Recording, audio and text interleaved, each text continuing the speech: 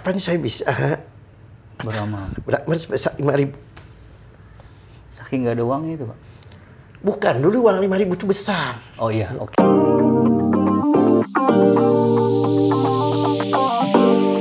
Assalamualaikum warahmatullahi wabarakatuh.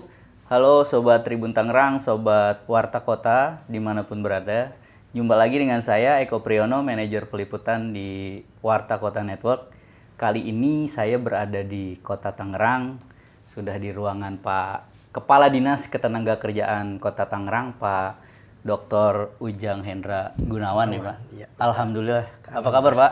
Terima kasih, kabar baik, alhamdulillah. Alhamdulillah. Pak, saya terkait mau tanya profil Bapak nih Pak. Sebelum jadi Kadisnaker, Bapak lahir dan besar di mana dulu deh Pak? Iya, jadi gini. Kalau saya tuh kayak si Bolang. Ya, jadi saya itu numpang lahir sampai SLTP di Cirebon. Cirebon. Nah, karena saya orang, mohon maaf, ekonomi di bawah rata-rata, saya bermimpi bisa bekerja di pabrik di Kota Tangerang. Karena dulu Tangerang itu dijulukinya ya kota sejuta industri. Iya. Nah, saya hijrah, saya sekolah di STM. Tahun 88. Saya ke sini STM negeri. Oke.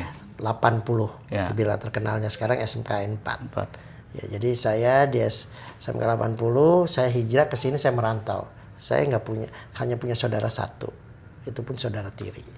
Nah, saya banyak berkiprah di organisasi. Saya tinggal di Gedung Pramuka, tidur di Gedung Pramuka. Nah, terus selama SMK itu, STM itu? Enggak, kalau SMK kadang-kadang tidur di rumah keluarga, itu kadang-kadang di Gedung Pramuka. Jadi sesuai kebutuhan sama lagi punya duit apa enggak. Kalau nggak punya duit tidurnya di Gedung Pramuka. Kalau punya duit kita pulang.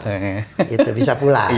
Nah, gitu. Jadi setelah lulus saya Bentar. Itu yang bayar sekolah siapa ya? Saya dapat beasiswa 3 tahun di STM. STM itu. Gitu. Dulu ada Super Semar kan. Oke. Gitu. Lulus. Saya aktif dulu di organisasi di Pramuka. Terus ditawarkan kerja magang di Bapenda Kabupaten. Terus saya juga dari Bapenda Kabupaten naik. Saya juga nggak punya saudara. Saya di PNS saya nggak punya saudara. Dari Bapenda, alhamdulillah. Terus saya dapat pegawai negeri di Kabupaten Tangerang. Bapenda berarti masa di Bapenda? Enggak, di Satpol PP. Satpol PP ketika PNS. Terus saya pindah dari Satpol PP ke terbentuknya BP2T. BP2T perizinan terpadu. Nah, itu saya masuk di perizinan terpadu. Terus saya hijrah ke Kota Tangsel. Kota Tangsel dibentuk. Dari 2009 sampai 2014 saya di Tangsel. Nah, terus saya hijrah lagi ke Kota Balikandang. Gitu. Nah, di sini saya berkiprah di Dinas PBB, beralih jadi namanya Bapenda. Terus saya pindah ke Dispora, saya balik lagi ke Bapenda, saya ke Disnaker, ya sampai sekarang saya di Disnaker. Jadi zaman Pak Wahidin ya Mbak ya? Enggak, zaman Pak Arif ya, oke. Nah itu berkiprahnya di kota? Iya di kota dari 2014 sampai sekarang. Di kabupaten dari 93 sampai 2009. Di Tangsel dari 2009 sampai 2014. Jadi itu namanya Tangerang Raya, semuanya udah saya. Waduh. Nah Pak, tingkat kesulitan tadi Bapak bilang sangat sederhana. Bapak anak berapa? Saya anak ke 3 dari 5 bersaudara. Yang kalau sekandung 4. Yang itu ya gitu. Nah, Bapak Ibu pekerjaannya? Partikelir. Kadang-kadang kerja, kadang-kadang enggak. Partikelir itu bahasa Belanda itu kan. Iya. Nah, setelah Bapak menjalani sampai titik sekarang, itu artinya kan tidak mudah. Iya. Nah, apa yang membuat Bapak menguatkan diri? Jadi PNS pun enggak mimpi. Dan saya tidak pernah mimpi jadi DPS, apalagi jadi kepala dinas. Jadi PNS-nya aja saya nggak bermimpi. Iya, itu artinya Kalau sekarang kan banyak Pak, aduh susah banget nih hidup gue, Iya. gitu Pak. Nah apa yang bikin, ya udah hidup terus berjalan, apapun harus terus dilakukan. Saat itu kan sujud. Jadi begini, perjalanannya agak repot ngomonginnya sebenarnya ya. Jadi cuma itulah nggak apa-apa lah. Iya. Itu mah masalah agama saya nggak mau sebut ya. Yang harus kita pegang adalah ya di dunia ini semuanya tidak ada yang kebetulan. Kita hidup cuma menjalani takdir.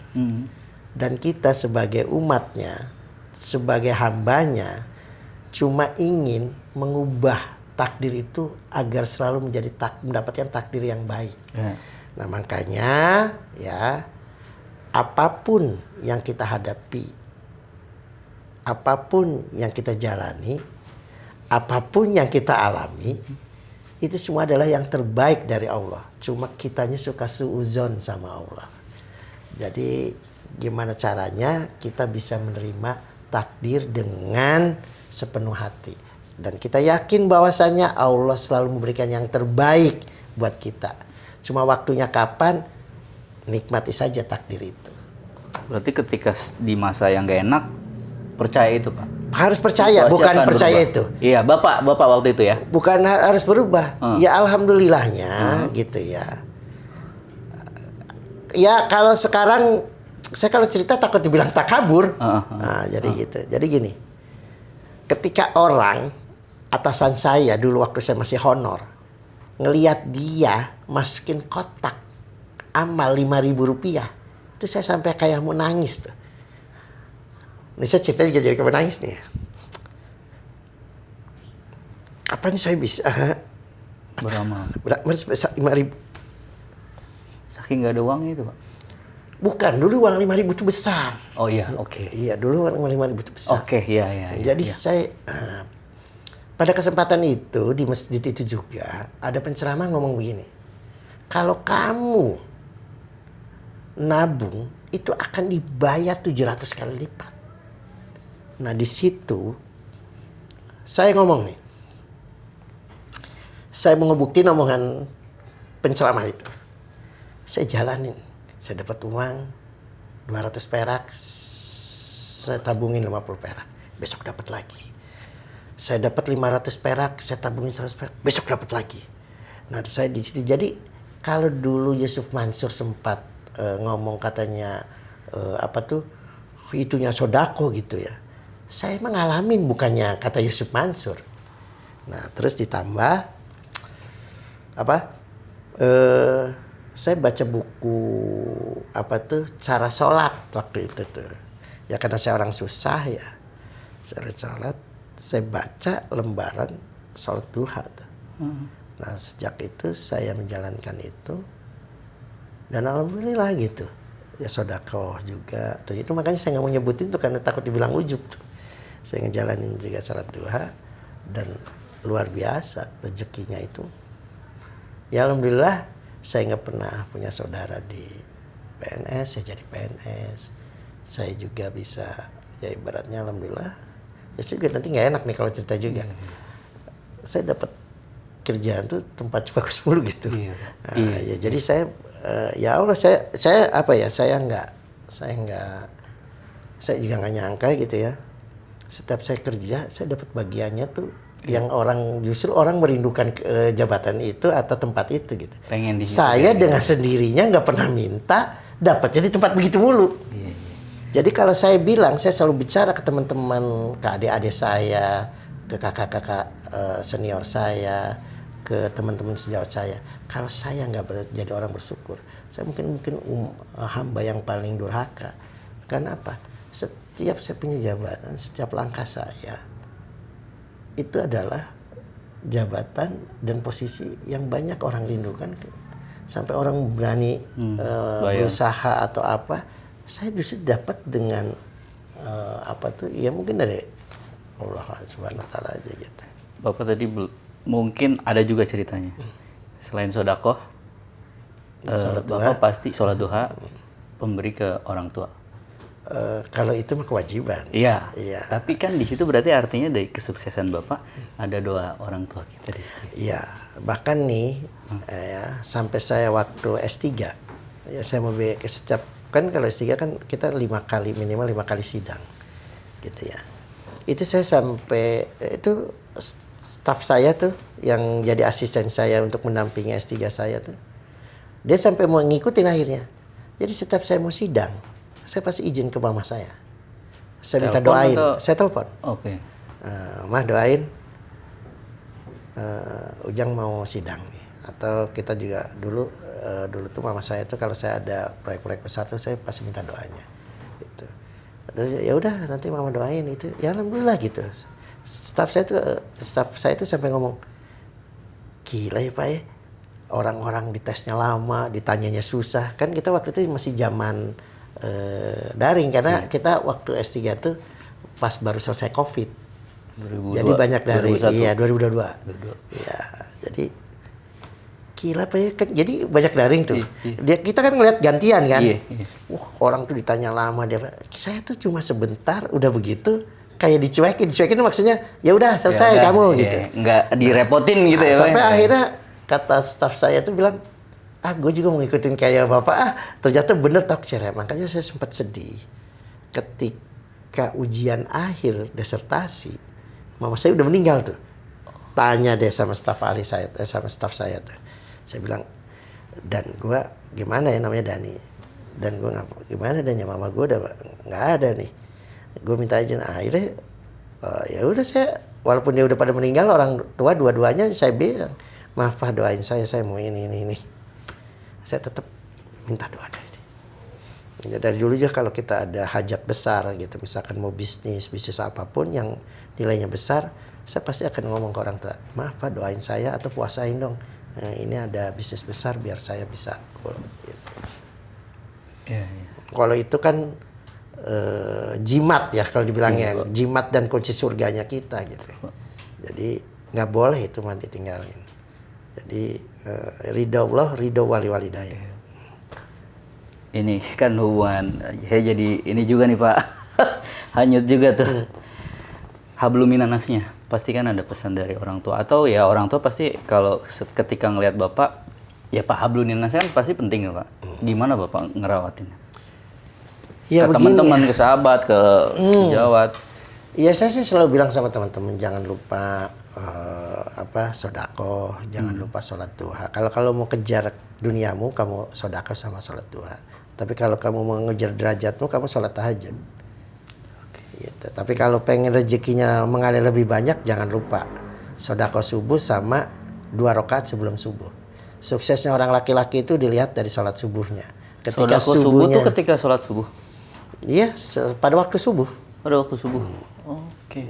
Jadi apa yang disampaikan sama ustadz host tuh ya, kiai host, bahwasannya